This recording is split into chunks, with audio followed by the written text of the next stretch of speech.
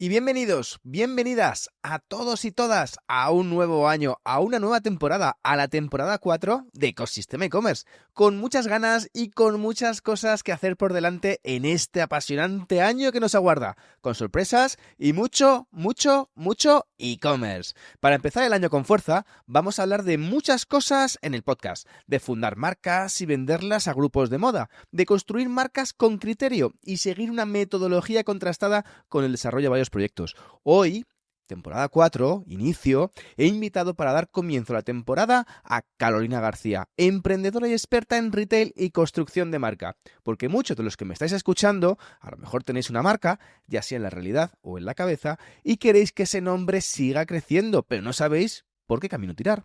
Carolina cofundó Hack & Clau junto a su hermano Sancho en 2013 con una propuesta diferencial que unía moda femenina y bienestar. Y en esto de desarrollar marcas sabe bastante. Te lo cuenta hoy en este episodio. Pero antes te digo eso de buenos días, buenas tardes y bienvenidos, bienvenidas al programa número 453 de Ecosistema e-commerce. Comienza la temporada 4.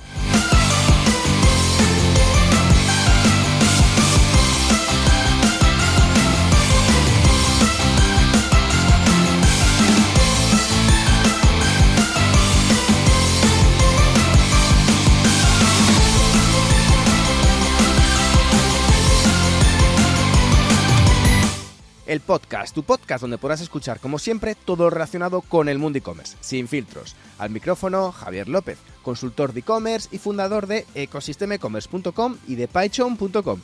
Siempre podrás encontrarme de nuevo en contacto@ecosistemaecommerce.com. Y por posicionar a Carolina García bajo su dirección, Hack & Clau pasó de ser una startup a una cadena con presencia física y tienda online, hasta que el grupo Mayoral la adquirió mayoritariamente en 2021. En 2024, Carolina anuncia su salida del proyecto, reportando en ese mismo año 11,5 millones de euros de facturación en el último ejercicio cerrado previo a 2024 y proyectando 15 millones de euros y cerca de 30 tiendas para ese año.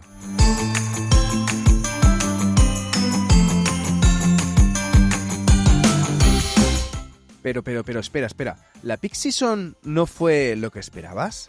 Es momento de hacer cambios y empezar 2026 con una logística eficaz y preparada para acompañar tu crecimiento. Con Big Blue puedes externalizar la logística de tu e-commerce y B2B y además cuentan con una promoción especial. Ojo, atento, porque Big Blue cubre el 100% de tus costes de implementación para que empieces el año con el único proveedor de servicios logísticos externo reconocido en la Shopify Fulfillment Network.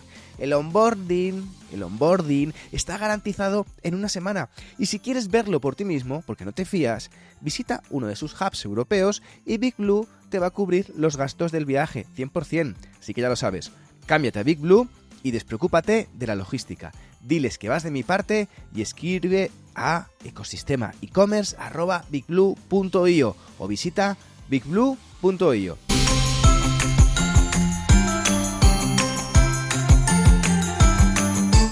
Porque además, hoy conoceremos cómo las marcas inspiran y cuál es el camino que tiene que completar para que las compañías inspiren a su comunidad. De la misma manera, trate de inspirar a la comunidad e-commerce las frases que acompañan a todos los episodios de este programa. Y la de hoy dice así: el éxito en la economía del conocimiento llega a quienes se conocen a sí mismos, sus puntos fuertes, sus valores y la forma en que mejor rinden. Dicho por Peter Drucker.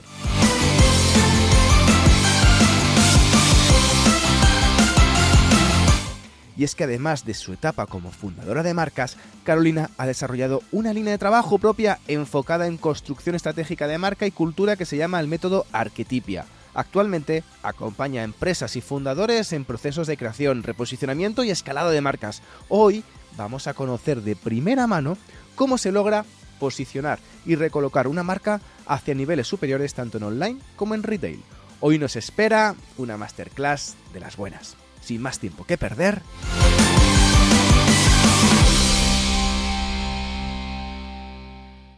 comenzamos. Carolina García, muy buenos días. ¿Cómo te encuentras? ¿Qué tal estás? Buenos días. Pues muy bien, muchas gracias. Muy contenta de participar en este episodio 453 que me comentabas. Que se dice pronto, De nada. 453 episodios hablando de e-commerce y de marca y de marketing. Y en tu caso, la verdad, con un bagaje y un storytelling de proyectos muy interesante que me gustaría un poco charlar contigo y que tengo mucha curiosidad por ver cómo lo has hecho. Es lo que quiero saber, cómo has hecho estas cosas y cómo has podido.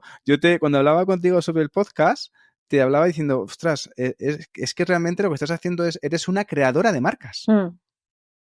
Sí, sí, llevo pues 15 años aproximadamente emprendiendo, es algo que me encanta. Y he ido creando marcas y acompañando también a otras empresas a gestionar y a alinear sus marcas, ¿no? Y hacerlas crecer. Qué Y bueno, es algo que me apasiona. Sí. qué bueno. Pues primera pregunta, Carolina. ¿Qué hace que una marca no crezca y qué hace que otra marca crezca?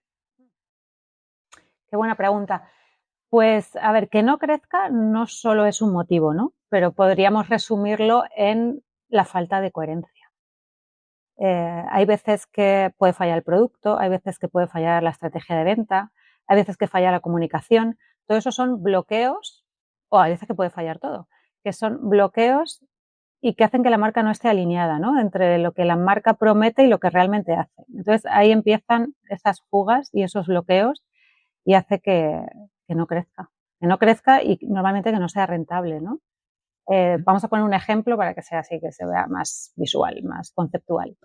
Imagínate una marca que tiene una promesa de bienestar, de calma, de serenidad, un rituals, por ejemplo, ¿no? Sí, muy conocida por todos, Muy totalmente. conocida. Y su estrategia de venta fuese basada en la urgencia y en el miedo. Compra ahora, el descuento solo hoy. O sea, me estás transmitiendo un miedo, una urgencia, un estrés porque te compre y por otro lado tu promesa de marca es rituales, calma, serenidad. Bueno, pues esa es una pequeña incoherencia, pero si vamos acumulando, lo que hace es que al final no conectes con tu cliente, se genera una falta de coherencia. Falta de coherencia se traduce en falta de confianza y ahí la hemos liado. Total, total. La semana pasada estuve dándome una vuelta cerca de la calle Fuencarral Uh-huh. y ahí es como lo veo como un laboratorio de startups de moda, ¿no? Porque me encanta porque digo, a ver cuál es la cola más larga este día. Y antes, la última vez que fui era Nude Project Uh-huh. y ahora la cola más larga, me sorprendió, era M Studio. Ajá. Ha pasado de Nude Project a M Studio. Ya Blue Banana ya no tiene colas. La pregunta es, ¿qué hace que otra marca crezca?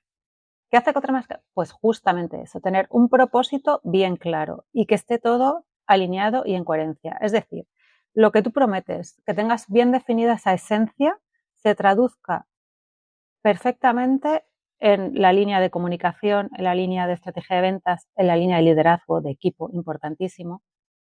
Cuando todo eso coincide, cuando todo eso está bien alineado y encima tu propósito es real, o sea, realmente lo vives y lo que tú quieres aportar a la sociedad es verdad, eso hace que conectes muy rápido con tu público o con tu cliente potencial. Ujú. Podríamos entrar más en profundidad porque hay una parte de la conexión que se hace a través del inconsciente y puedas crecer. Puedas crecer, puedas llegar, puedas generar una comunidad. Sobre todo intangibles. Empieza por el intangible que se hace tangible, ¿no? O sea, hay un intangible que es una esencia y eso luego se traduce en tangibles, que son todas las estrategias en todos los departamentos, pero todo tiene que estar alineado y todo tiene que hablar de lo mismo.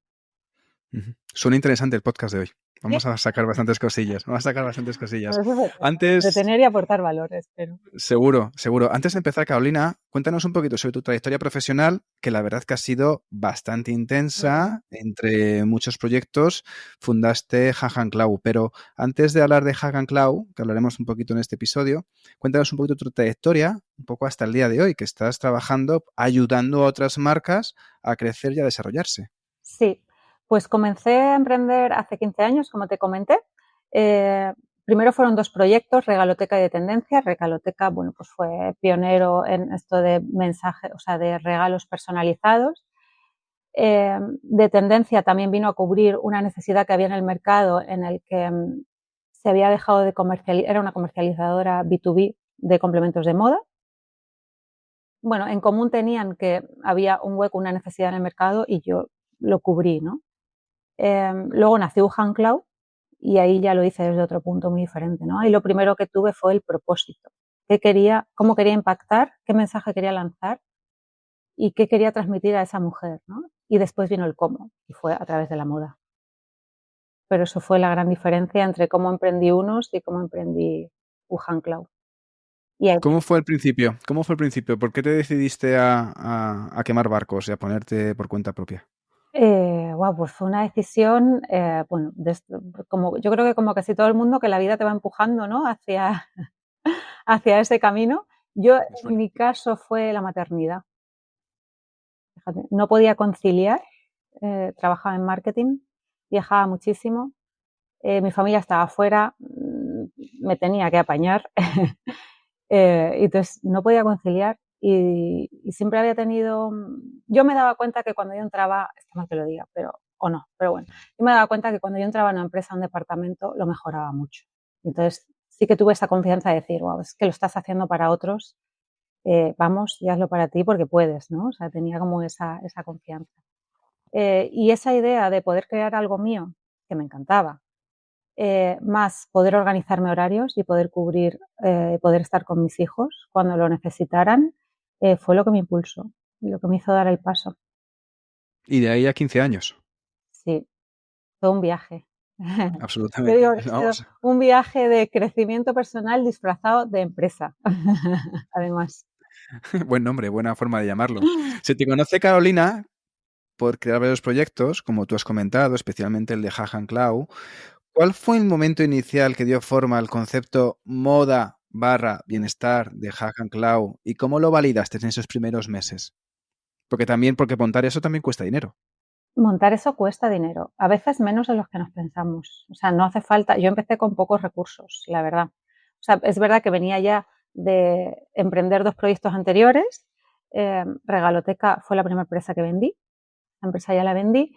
Y de tendencia pensaba compaginarlo con Wuhan Cloud, pero bueno, es que Wuhan Cloud desde el primer día, o sea, yo vi que eso era imparable, la verdad. O sea, es que lo noté, ¿no? Cómo aterrizó, cómo se recibió y dije, wow, es por aquí. O sea, no me voy a entretener, no voy a tener otros focos y voy a cerrar los otros focos.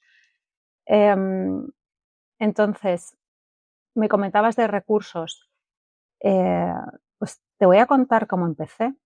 Yo no quería involucrar económicamente a mi familia, yo no tenía colchón y fui a Fundación Mujeres, que siempre se lo agradeceré. Es una ONG de mujeres que te dan financiación sin aval, porque yo no quería que mi familia avalara, o sea, tuviese que avalar algo que yo todavía no había probado en el mercado, ¿no? Y poderles Ujú. provocar, o sea, soy como súper responsable y mido muy bien los riesgos.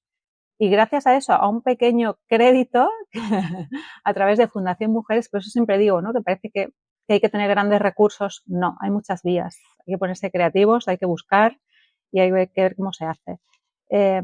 Y con ese pequeño empujón ya fui emprendiendo y cuando llegué a Wuhan Cloud es verdad que ya tenía algo más de colchón, pero no fue una inversión muy grande, ¿no? O sea, primero testé sin hacer esas grandes inversiones como puede ser una obra de un local y lo que hice fue simplemente adaptar el local, ¿no? Y tuve muchísima suerte. Cuando yo toqué a la puerta de los centros comerciales, enseguida 2 me dijeron que sí porque estábamos en plena crisis, 2013. Ahí va. Claro, yo ahí noté que había un cambio en el mercado, que lo que había hasta ahora de tiendas multimarca, o sea, había un cambio en el mercado, yo lo notaba, ¿no? O sea, llegó el fast fashion, entonces yo aproveché para entrar. Enseguida me dijeron que sí, me abrieron las puertas y una de mis suertes fue que desafortunadamente Blanco acababa de quebrar, empezó a cerrar tiendas y me dejaron la tienda completamente montada, con lo cual me lo Perfecto. tuve que adaptar. Casi me dejan hasta las perchas, o sea. Ostras. Casi te dejan las perchas ahí incluso para poder montar tu propia tienda. Carolina, hay mucho. Empezaste con tienda física, ¿no? Directamente, no empezaste con tienda online, empezaste con tienda física en un centro comercial Eso cerca de es. tu vía. Sí, empecé en el centro comercial Tesaguas, que estaba muy cerquita de Boadilla, donde yo vivo. Y sí, ahora parece una locura porque todo el mundo primero tiene esa fase de validación online, ¿no? pero yo tenía tan claro la experiencia de cliente que quería aportar que tenía que ser en lo físico, tenía que ser en tienda. Y ahí no hay fallo, ahí ya directamente. ¿La primera tienda la abriste en 2013? Sí, ¿La segunda cuándo la abriste? abrí otras 2 en 2014, o sea, cada 6 meses tenía como una apertura. Al final, dentro de en moda, para márgenes, fabricación, poder hacer tu colección, tienes que llegar a unos volúmenes. Ujú. Entonces tenía claro que tenía que abrir como 5 puntos de venta en el menor tiempo posible para poder llegar a ese objetivo que era poder fabricar con unos márgenes aceptables. Aceptables, porque fabricados fuera de España. Sí, también una parte en España. Ujú, ujú. Em, ¿Cuánto tiempo tardaste? Porque pasaste rápidamente a varias tiendas, pasaste esas 4 y 5, hiciste más después. Sí, sí, sí. ¿En qué momento lanzaste la tienda online? Pues creo que estábamos con ya 3 tiendas físicas abiertas. Ostras, Tardé. ya con un equipo ya un equipo ya disgregado, ya suficiente, y te pones a trabajar con la tienda online. ¿En dónde lanzaste la tienda online? ¿Te acuerdas? ¿En qué plataforma? Sí, Eh, PrestaShop. en PrestaShop. Muy bien, muy bien. Muy bien. Y estuviste combinando la tienda online mientras abrías más tiendas físicas, ¿no? Eso es. A ver, a mí hubo una cosa que era cómo transmito toda esta experiencia que yo doy en las tiendas físicas, cómo puedo transmitir todo esto online. Y te prometo que eso era lo que me hizo abrir más tarde, porque no sabía darle forma, ¿no? O sea, cómo te hago sentir a través de una tienda online, que para mí era importante. Y cuando, ¿Cómo tangibilizas a nivel online? Es el claro, problema. claro. O sea, ¿cómo te cuido a través del online? En físico está muy claro, ¿no? Defines una estrategia o una experiencia de cliente con un proceso y unos pasos y un equipo y te tengo ahí físicamente. Y bueno, cuando ya tuve el espacio como para pensar en eso y pensé que tenía esa solución, ¿no? Y cómo lo quería hacer, pues dimos el paso. Fenomenal. Si tuvieras que resumir un poco en 4 o 5 decisiones que tomaste, el paso de la primera tienda a crear varias y luego la tienda online, ¿cuáles fueron un poco esas decisiones que te hicieron crecer rápidamente, Carolina? Pues mira, la primera la que te adelantaba antes, o sea, saber que necesitaba cierto volumen para poder fabricar con el margen que necesitaba, eso ya me guió en la estrategia de tener que abrir 5 tiendas, ¿no? Esa decisión fue clave. Eh, Había decisiones que ralentizaban un poco, o sea, lo que tenía claro es que tampoco quería crecer a cualquier precio, o sea, esa coherencia de la que hablábamos antes la tenía muy clara, o sea, quería que esa esencia no se perdiera por mucho que creciéramos, Ujú. entonces, pues íbamos con pies de plomo. Luego había también, pues, esas decisiones en cuanto a el local ideal, ¿no? O sea, teníamos claro que teníamos que estar en pasillos principales de centros comerciales muy bien ubicados, porque no nos conocía nadie. Entonces tenías que conocernos y luego ya nos ibas a ir a buscar, pero primero tenía que ponerme como muy visible, con unos metros muy concretos, alrededor de 150. Eso es caro. 150 metros. No, me refiero a 150 metros, buena visibilidad en centros comerciales. Sí. Bueno, ahora es mucho más caro. Estamos hablando de que yo empecé en crisis, con lo cual ahí Ujú. había algún margen más de negociación, pero sí, había que pagarlo, evidentemente. Pero era lo que necesitábamos, ni muy grande ni muy pequeño, alrededor de 150, pasillo principal, locales que nos gustaran Ujú. y esas decisiones también fueron claves, ¿no? Para ir encontrando esas ubicaciones. Y bueno, y luego que el lugar tuviese sentido, ¿no? Que nosotros consideráramos que ahí había esa comunidad de mujeres a la que nosotros podíamos beneficiar en algo, si no, no tenía sentido. O sea, que el tráfico fuera principalmente femenino, fuera más femenino que masculino, que fuera buena ubicación, buenos lugares, centros comerciales, porque al final el local también hacía marca, Claro. ¿no? Hacía propia marca. ¿Saliste de centros comerciales o solo eran centros comerciales para poder imponerte con las tiendas? A la calle Fuencarral.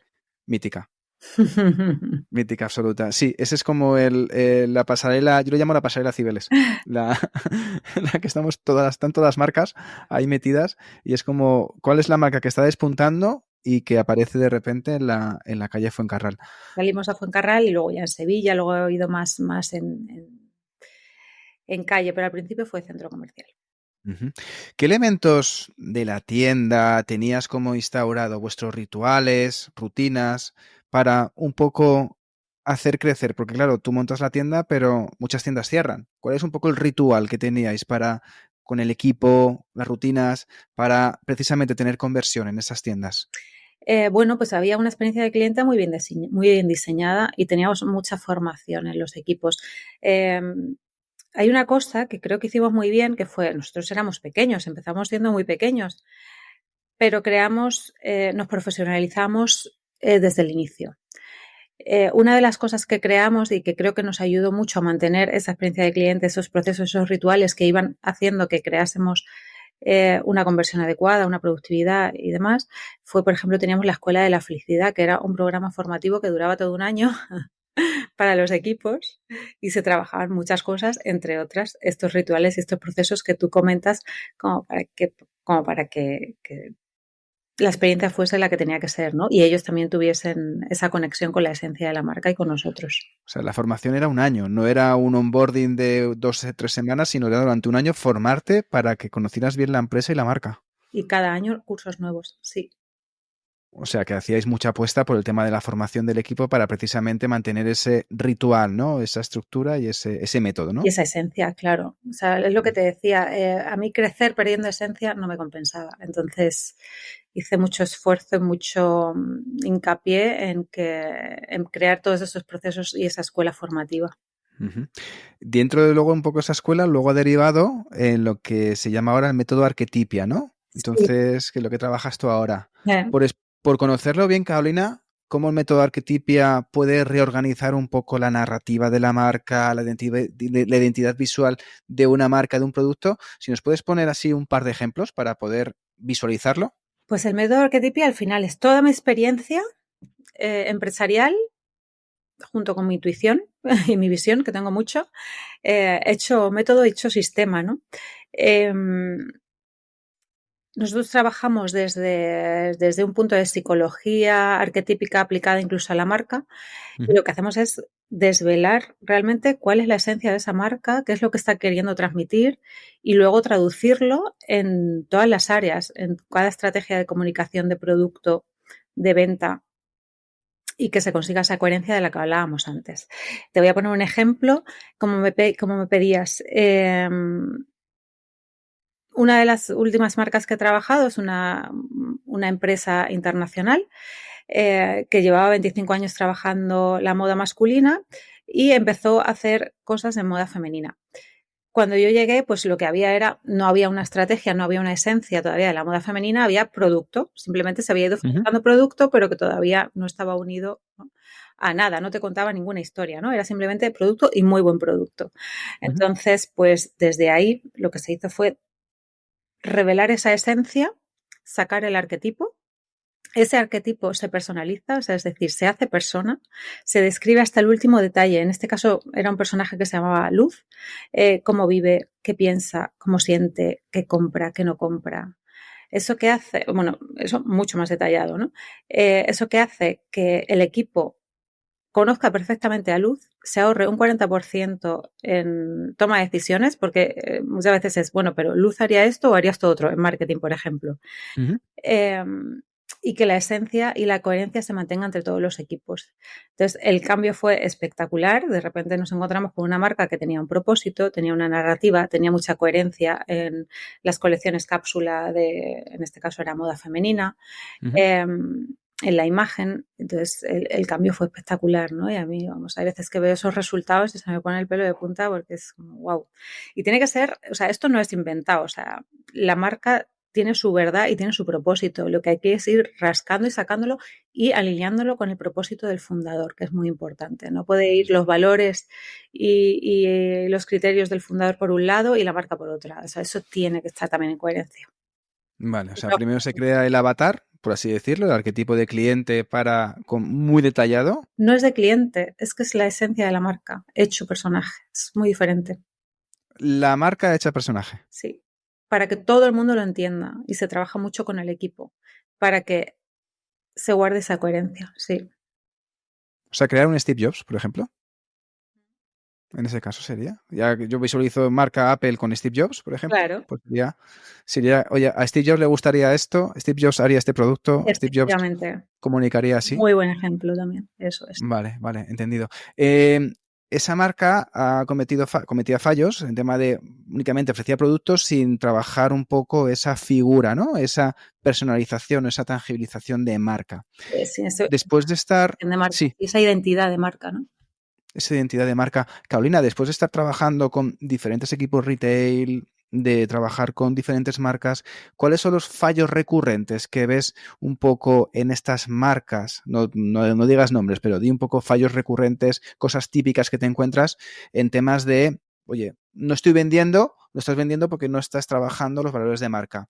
¿Cómo puedes, sobre todo, frenar un poco esa sangría de gastos y cómo se corrigen a la hora de poder, en el corto plazo, para poder trabajar una marca en ese sentido de retail? Contratando un servicio de identidad de marca. Esa es la parte fácil. Leticia.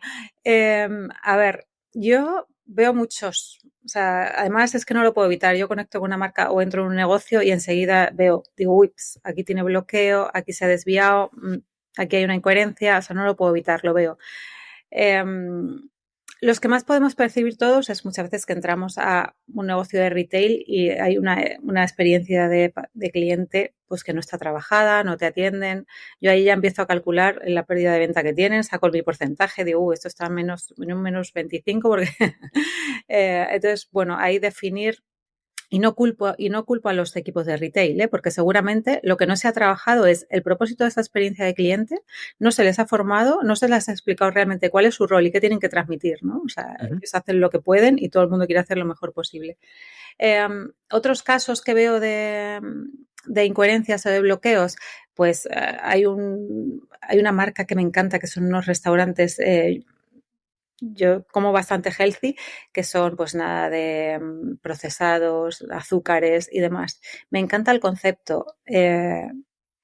Y luego entras en el establecimiento y te están contando otra historia completamente diferente. Y digo, no, no puede ser, ¿no? O sea, no, choca lo que es la marca, la promesa y tal, con luego cuando entras en el establecimiento y lo que transmite. Entonces, cuando veo esas cosas, la verdad que me da mucha pena, ¿no? Porque hay muchas veces que hay un potencial enorme y digo, qué pérdida hay seguramente de venta o de rentabilidad, que que les pudieras dar esa información, seguramente les iría mucho mejor. Muy bien. Respecto a volviendo un poco también a tu experiencia, Hagen Cloud, y también otros proyectos que has trabajado y otros proyectos que has trabajado para terceras empresas. ¿Cómo se diseña precisamente ese plan anual? Lanzamientos, porque hay un problema también. Hablamos de lanzamientos, hablamos de rebajas, hablamos de Black Friday, Sí. hablamos de promociones específicas Día del Planeta, me lo invento, sin tener precisamente que erosione la marca, ni educar mal al cliente de que tiene que estar buscando el chollo o la promoción. ¿Cómo puedes trabajar precisamente para vender en esos momentos valle? Claro, ahí tiene que estar alineado nuevamente con la identidad de marca. Te voy a poner el ejemplo de Wuhan Cloud. Nosotros hacíamos una planificación anual donde se calculaba evidentemente esa bajada de margen que íbamos a perder con los descuentos, pero ¿Vale?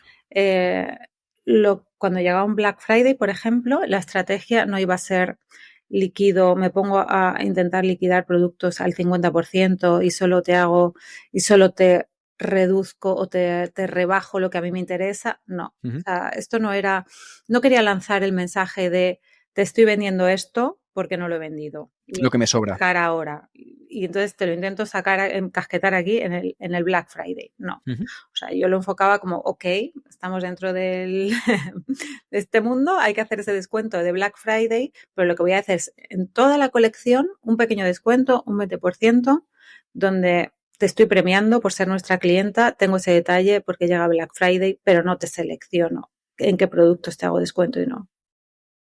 O Entonces, sea, haces flat todo el catálogo. claro, el mensaje es muy diferente. Te voy a premiar por tu fidelidad y por comprarnos con un 20% en estas fechas, pero lo que no te voy a estar diciendo es lanzando otro mensaje que sea, mira, es que esto me sobra y te lo rebajo. No. Y te lo rebajo al 50, al 60%, entonces estás llamando a cazadores de gangas y no a tu clientela habitual. Efectivamente. Vale, vale. Es una buena forma de trabajarlo, totalmente. Estaba más Y alineado con nuestra identidad. que era Sí, importante. sí. Y Carolina, el equilibrio entre básicos, tomas de tendencia, pequeñas cápsulas, ¿cómo trabajabais ese equilibrio? Porque al final una empresa de moda se basa en cápsulas puntuales o las colecciones que va sacando primavera, verano, otoño, invierno, o tendencias que de repente sacaba. Hay básicos que mantienen de año a año, otros que son tendencias de ese año y ya no se vuelven a vender. ¿Cómo trabajabais ese equilibrio para no perder el margen precisamente? Te veo muy puesto ahí en colecciones, ¿eh? He trabajado unos años en moda. Tiene ese conocimiento. Pues mira, lo que me di cuenta es que en el momento que me faltaba un 40% de los básicos, facturaba menos. 40%, muy bueno. Ah, yo soy una loca de los informes y de la data, aunque también me guío mucho por la intuición, pero entonces sacaba muchas conclusiones. Tenía que tener un 40% de básicos. Camiseta negra como esta, por ejemplo, que llevo. A un precio medio, con algo de encanto, con algo de diseño, pero un Vale. básico de la marca. No que iba a ser un básico plano, ¿no? Pero esos básicos como a medio, bajo, medio precio, lo que para nosotros era un medio precio, tenían que estar. Luego había, el resto se alimentaba de colecciones cápsula, que era donde nosotros podíamos explayarnos en el storytelling, en editoriales más curradas y contar realmente las historias que queríamos contar. Y esas se basaban normalmente en un colorido específico o unos estampados o unas ilustraciones, dependiendo de la colección cápsula. Y luego había una pequeña parte de tendencia, pero no cualquier tendencia. O sea, porque fuera tendencia no lo comercializábamos. O sea, tenía que ser una tendencia que casara con la esencia y la identidad de la marca y la adaptábamos a nuestra colección. Y ahí era el menor porcentaje, ¿no? O sea, era siempre como una tendencia adaptada, no ¿Pero tendencia a nivel de producto o a nivel de concepto? de producto. Vale. Vale, que es un poco lo que, cómo puedes encontrar precisamente esas tendencias dentro del ecosistema mujer barra bienestar, moda barra bienestar, que esa es lo difícil, porque en esa época tampoco había muchas opciones. No, pero bueno, bienestar al final se hacía básicamente todo a través de la experiencia y de la comunicación, ¿no? O sea, era a través de esta marca lo que yo te estoy haciendo llegar es una filosofía de vida, un venga, vamos, o sea, mírate, mira por tu bienestar, pon límites, mira qué te hace bien, o sea, era un mensaje continuamente de ahí, ¿no? Ahora lo que llaman empoderamiento, que a mí es una palabra que como se ha usado tanto me da un poco de pereza, pero eran como, oye, que hay otra vida, ¿no? O sea, que si no estás bien puedes hacer muchas cosas y yo, mira, aquí te pongo guapa por fuera, pero lo que quiero es que mires por ti, ¿no? Y empieces, o sea, había mucha comunicación incluso, o tú ibas a comprar y te llevabas normalmente un tarjetón con una de las frases que nosotros estuviésemos trabajando en valores ese mes, se hacía mucho. Qué bueno. A nivel de métricas has hablado de que tenías que tener un 40% de ventas básicas, ¿no? De ventas de básicas. ¿Qué otro tipo de métricas mirabas? ¿Qué tipo de informe revisabas un poco para que la marca se mantuviera estable? Los lunes era día de data, de informes, y mirábamos absolutamente todo. Con respecto al funcionamiento de las tiendas, pues se miraban ticket medio, productividad del equipo, conversión, que es un indicador que a mí me gusta mucho trabajar porque creo que es el que más repercute en la venta. Y en función de eso se tomaban decisiones y se sacaba. O sea, los datos te dan qué está pasando y la experiencia lo que te hace es interpretar el por qué, ¿no? Entonces te hace tomar ya esas decisiones y los planes de acción de las siguientes semanas o meses. Y por otro lado, en cuanto a stock, a producto, pues por supuesto ventas, rotación, ventas sobre compra, o sea, todos los datos de... Y jugar con el online para poder sobre todo trabajar el stock y poder, digamos, equilibrar y bascular, ¿no? Claro, cuando había muchos traspasos de tiendas a online o al revés. Dependiendo de lo que Entiendo. estuviese pasando con tal. Y luego, pues bueno, es que te da mucha información, ¿no? O sea, y de repente hay una prenda que ves que se está vendiendo o que no se está vendiendo, qué ha pasado con esa prenda, o se está vendiendo en tienda y en online no, pues se revisa la foto, qué ha pasado, a lo mejor hay que rehacer esa foto, o sea, siempre se va buscando el porqué, o de repente se ha vendido algo muy bien en todas las tiendas menos en una. ostras, pues es que a lo ¿Qué ha mejor se me pasado? ha olvidado sacarlo al equipo y está dentro del almacén, ¿no? Oye, ¿dónde tenéis ubicado esto? O sea, hay que luego pasar Pues, a la acción con pues, esos datos. lunes todo el día mirando todos esos informes, datos de todos los productos y todas las referencias. O sea, me hacía tener, y interpretándolos bien, un esquema bastante potente de lo que estaba pasando. Ujú. Tanto en equipos de tienda como en producto. Entiendo. ¿Cómo se trabaja? Porque con Hack and Cloud em, realizasteis una venta. O sea, vendisteis el proyecto. Estuviste hasta 2024 tú, hasta 2024, 2021 lo vendisteis al Grupo Mayoral. Sí, vendimos una parte al Grupo Mayoral en el 21. Entiendo. ¿Cómo se trabaja ese proceso de venta de una marca? Porque no es la primera marca que vendes. ¿Has vendido varias marcas? ¿Varios Vendimos proyectos tuyos? esta, sí, esta fue, lo que pasa que, claro, eran proyectos más pequeños, este realmente ha sido el más grande, ¿no? Entonces no tiene nada que ver cómo lo he vivido. Este. Ahora quiero ver las diferencias. ¿Cómo fue el proceso de venta de la primera marca y cómo fue el proceso de venta de Hack and Cloud? O sea, ¿cuáles son un poco los procesos, los fases, Pues un poco el due diligence que tuviste que trabajar? a nivel personal, Regaloteca yo decidí venderlo, pero Cloud no. Cloud de repente llamaron a mi puerta y fue como, uy, espérate que yo no estaba preparada para esto, ni me había planteado todavía vender mi marca, ¿no? Llevaba solo 8 años de recorrido con ella, todavía no me había dado tiempo como a cansarme. Ujú. Entonces, a nivel personal, fue ese. Regaloteca era un proyecto mucho más pequeño, con lo cual no hubo due diligence y el proceso fue mucho más simple. Y con un Cloud, pues ya imagínate, pues todo el proceso. Primero, ese shock emocional al que yo no estaba preparada y que me tuve que ir preparando, ¿no? De decir, bueno, toma una decisión, ¿quieres soltar? ¿No quieres soltar? Y luego, pues el proceso, un poco cómo se vive. En este caso te puedo detallar cómo lo viví o cómo fue. Sí, ¿cómo fue? Porque creo que la primera que fue una llamada al teléfono diciendo, oye, te quiero comprar la marca y tú dices, ¿cómo? Un O email, sea, fue un email. un email. Asunto confidencial, ponía, lo abrí de casualidad, claro. Ostras, esto parecía spam. Sí, pues, efectivamente. Y lo abrí y dije, al principio no me decían quién era el nombre del comprador y yo dije, no, o sea, no estoy en venta y menos a ningún fondo. Imagínate yo cuidando esa identidad, esa esencia.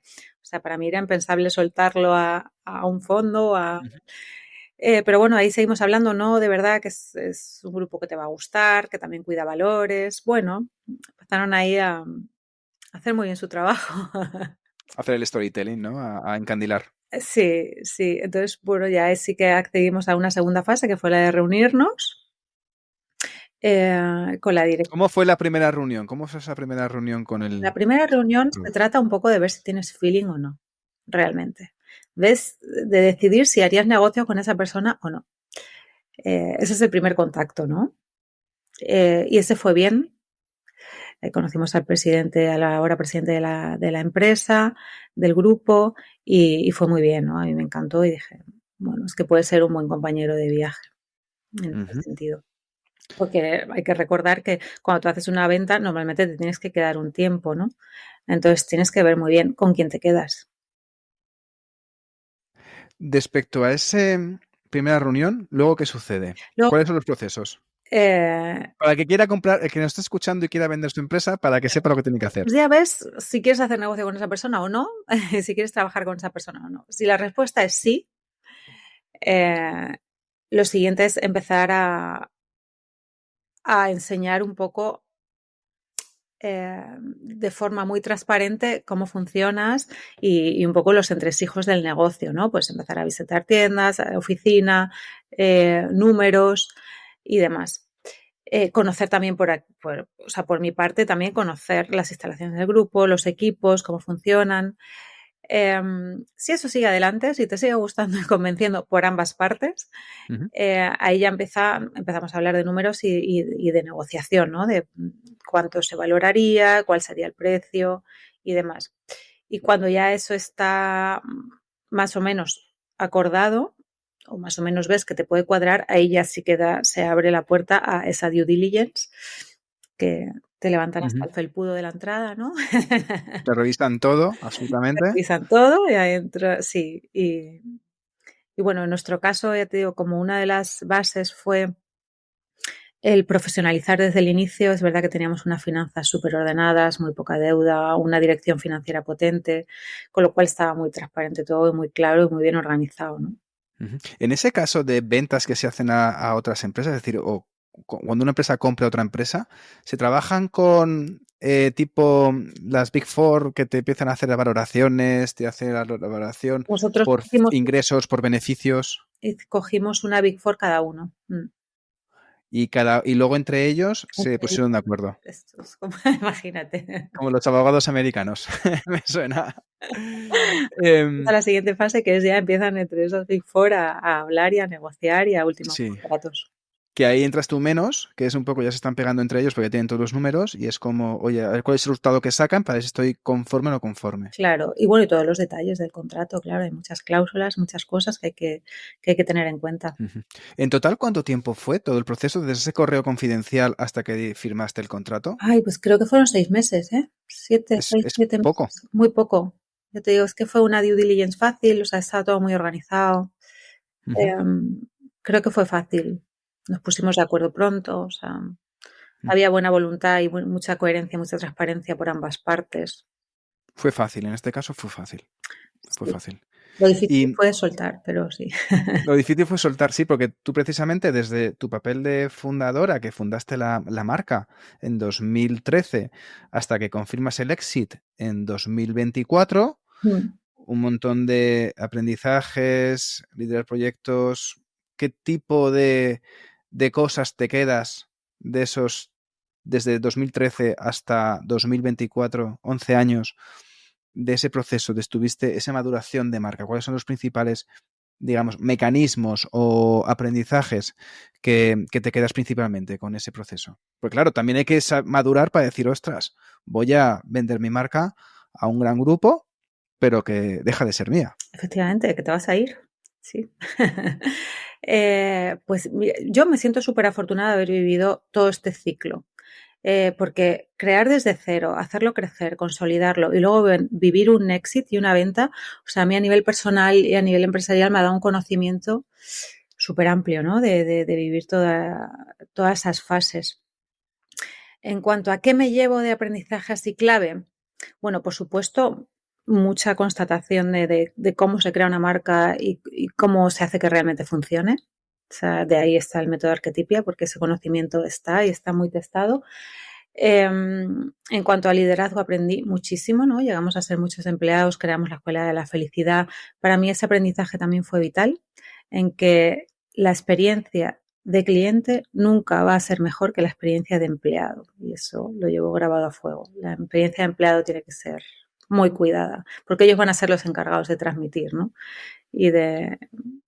La experiencia de cliente nunca debe ser mejor que la experiencia de empleado. Nunca va a ser mejor que la experiencia. Nunca va a ser mejor. Sí. Entonces, ese aprendizaje también ha sido muy bueno. Me ha hecho crecer mucho como líder, ¿no? Bueno, y ese gran aprendizaje de soltar, que parece fácil, pero cuando no estás preparada, porque no te lo has planteado, pues bueno, hay que gestionarlo. Date cuenta que al final forma parte como de tu identidad. Al final Carolina era Carolina Dujanclau y estaba centrada la mayor parte de su tiempo ahí, ¿no? Y poniendo su energía y su esfuerzo ahí. De repente eso lo sueltas y sostén ese vacío. Ya no tienes tu empresa, no tienes tu proyecto.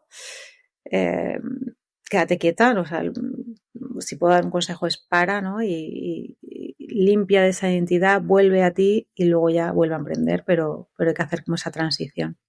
Ese luto, yo lo llamo luto. Sí. Lo llamo hacer un luto. Y es reconectar otra vez contigo, porque de verdad que se vuelve una identidad. O sea, yo era Carolina Dujanclau. Sí, sí. Vuelve a reconectar quién eres sin ese proyecto. Yo que me arrepiento de no haber tenido el tiempo suficiente de luto que me tenía que haber dado entre que trabajaba por cuenta ajena y me decidí a trabajar por cuenta propia. No tuve ese momento de parar, ¿no? Justamente fue de un día para otro.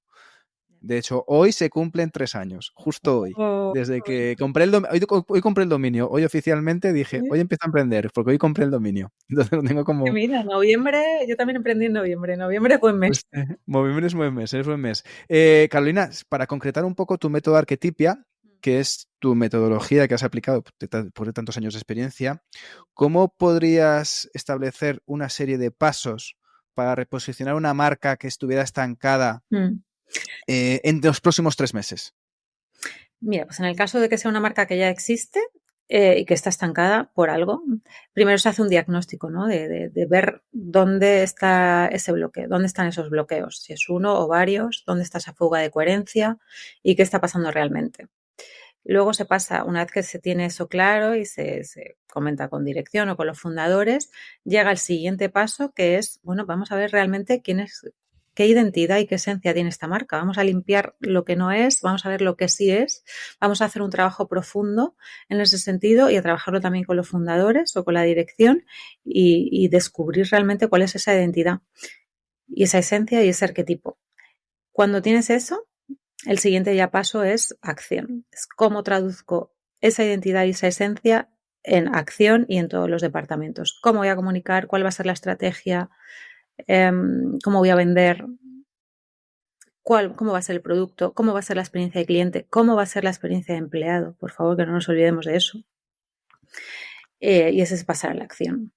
Y en 3 meses puedes hacerlo. Y puedes reposicionar tu marca, alinearla con lo que realmente es y crear como ese camino recto, que es que a veces yo digo, vamos como con curvas, ¿no? No sabemos quién somos, encima, no ha funcionado la facturación, empiezo a tomar decisiones por la urgencia, voy a probar esto, voy a probar lo otro, y te vas alejando de ese propósito y esa esencia inicial. No, por ahí no. Hay que volver, hay que ver realmente quién eres y desde ahí hacerlo. Y trabajar todos esos puntos. Me encanta porque estamos hablando mucho de la parte de branding, marca, concepto, valores, principios. Y en e-commerce estamos acostumbrados a performance, CTR, tráfico, ingresos, todo KPIs, y no se toma en cuenta todo alrededor, ¿no? Se conceptualiza mucho todo en el producto, pero no en el envoltorio, que al final es lo que da sentido al producto, Sí. que hace más caro, más barato. Efectivamente, es que puedes elevar precios si tienes todo lo demás alrededor trabajado y no estás solamente peleando por precio. Yo con la marca que estoy desarrollando, estoy invirtiendo en la marca a través del producto. Es decir, primero hacer un producto premium y después de hacer ese producto premium, trabajar en desarrollar la marca. O sea, primero te vas a guiar en lo que traduce o en lo que transmite ese producto para todo Eso es. lo demás. Bueno, está Eso bien. es. Y luego empezar a estabilizar. Última pregunta, Carolina. Si volvieras a empezar hoy noviembre, buen mes para empezar, ¿qué atajos tomarías y qué errores, digamos, recomendarías cometer? ¿Qué atajos? Mira, yo hay un atajo que tengo clarísimo que tomaría, que es el de rodearte bien. Ese, rodearte bien tanto de equipo, de personas que vayan a sumar, como no olvidarse de tener un entorno, pues, clubs de emprendedores, donde tú puedas compartir y te sientas rodeada y sostenida. Porque muchas veces lo que nos pasa cuando empezamos a emprender es que tienes tanta pasión que es dedicación total y te olvidas de tener como ese entorno y esa red que es importante, ¿no? Porque también te va como pues ir reafirmando muchas cosas y vas aprendiendo tu liderazgo. Otro atajo que tomaría,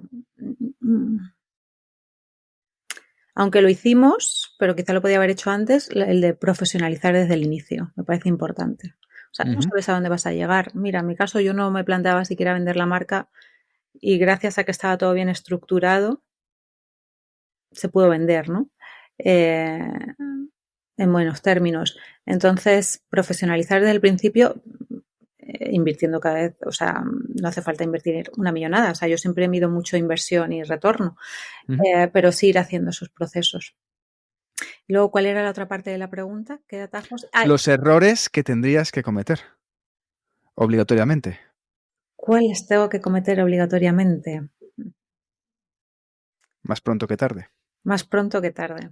O sea, si me voy a equivocar, ¿no? Ya que me equivoque cuanto antes, ¿te refieres? Sí, pero ¿qué errores tienes que saborear? Tienes que aprender a vivirlos. ¿Qué errores tienes que vivir? O sea, hay errores que, como típico de me equivoco de fábrica, con esta no fabricaría, eso es un error, pero bueno, es mejor no cometerlo que otro tipo de errores. Dirías, ostras, pues trabajaría con foco en crecimiento y luego foco en rentabilidad, o foco en rentabilidad pero no crecería tan rápido. ¿Cuál es un poco ese error que dices, cometí este error pero no me arrepiento de haberlo cometido? Bueno, pues para mí cometí el error, o sea, ahora, mirándolo desde lejos, de haber crecido quizá demasiado lento para lo que podía haber conseguido. Bueno. Pero me ha hecho, bueno, me hizo quizá estar muy pendiente y muy encima de otros procesos, ¿no? Quizá. Y poder profesionalizar bien el proyecto también influye. Pero como tenía tanto foco en esencia e identidad, no perder ahí, para mí lo importante es el mensaje, pues también te hace que vayas tomando otros tiempos, ¿no? Pero ahora, visto lo visto, tenía un modelo que funcionaba, o sea, le podía haber dado caña. También es que yo soy muy, muy contenida en cuanto al riesgo, ¿no? Pero sí, podía haber... Todos somos contenidos al riesgo. Podía De nuestro patrimonio. Podía haber arriesgado más, sí. Bueno. Tampoco arriesgaste poco. Oye. Tampoco arriesgaste poco. Que, o sea, la historia tuvo final feliz, con lo cual sí. Podemos dejarlo así. Carolina, ha sido un placer enorme poder contar contigo y con esta un poco masterclass de cómo posicionar una marca, de cómo desarrollar una marca, de cómo contabilizar los intangibles de la marca, que también son fundamentales para vender y para posicionar una empresa que puede ir hacia abajo o hacia arriba, pero no tanto como nos gustaría. Y además con tu método Arquetipia, que me ha gustado mucho lo de tema de la experiencia del empleado tiene que ser tanto más importante que la experiencia del comprador, que muchas veces nos olvidamos de ello y hay mucha rotación de personal y luego piensas que ¿por qué la marca no funciona? Pues ahí tenemos una respuesta, precisamente, de ello. Carolina, muchísimas gracias por tu tiempo. Tomo unas cuantas notas mentales para Python y para seguir desarrollando una marca de este tipo. Y la verdad que me han encantado los aprendizajes. Cuídate mucho, nos vemos muy pronto en nuestros queridos eventos. Muchas gracias, Javier. Ha sido un placer. Igualmente, hasta luego, adiós. Hasta luego. Ya lo has escuchado, si tienes una marca o estás pensando en desarrollar una marca, tienes unas cuantas cosas que trabajar, como te ha comentado hoy Carolina García en el episodio de hoy. Yo he tomado buena nota de ello. Pero si te ha gustado o no, que también puede ser, oye, ya sabes lo que me ayuda, que le des a las 5 estrellas. Y si no lo has hecho, que te suscribas a cualquiera de los canales donde estás escuchando ahora mismo, Ecosistema e-commerce. Y si quieres ayuda para desarrollar tu proyecto online, contacta conmigo en contacto@ecosistemaecommerce.com. Gracias, de nuevo nos escuchamos el próximo martes, el Día de Reyes, como regalo, con un nuevo episodio de Ecosistema e-commerce. Que tengas muy buen día. Adiós.